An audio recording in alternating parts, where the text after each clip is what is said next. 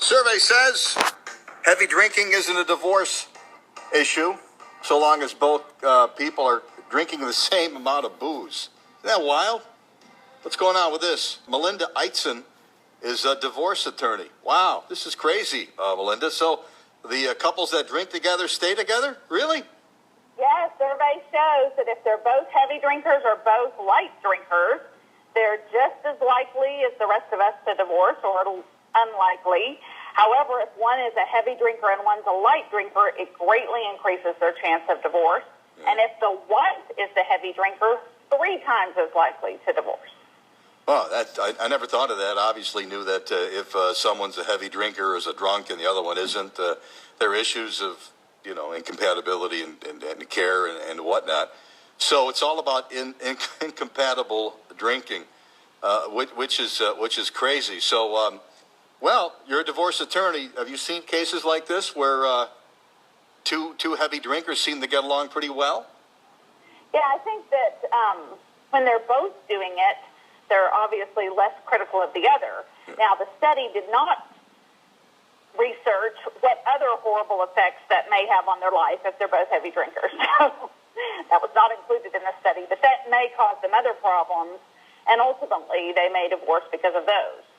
I've also heard, though, a woman's drinking patterns break up marriages more than a man's drinking patterns. Maybe we expected more from a guy to get out and get loaded, but if indeed that's true, why does a woman's drinking patterns screw up marriages more so than a man if he's the heavy drinker? I have 2 theories. One, if you go with the stereotype that the men are still the primary breadwinners, then the women may be willing to put up with the drunk husband because she doesn't feel like financially she can afford to get divorced. Second theory, yeah. Okay. If you go with the stereotype that the woman is still the primary caregiver of the children, then the husband may feel like he has to divorce her to protect the children. I'm sure you've counseled couples who drink and couples who don't drink. What about non-drinkers? Have they ever looked into that issue? Well, the study shows that if they don't drink, if they both don't drink, they're just like the rest of us. They're equally likely to divorce or not to divorce.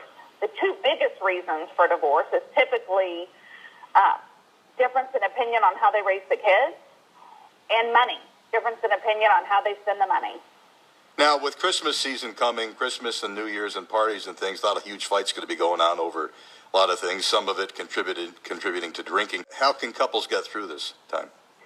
Well, you're right. Alcohol has fueled many a fight.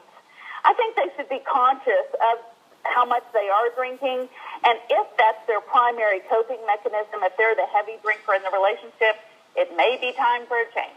All right. Melinda Eitzen is a divorce attorney, and apparently couples who do drink together stay together, or at least the same amount of alcohol, too. You get one who drinks more than the other, then you run into some situations. But if they're both heavy drinkers or light drinkers, hey, they get along in most cases.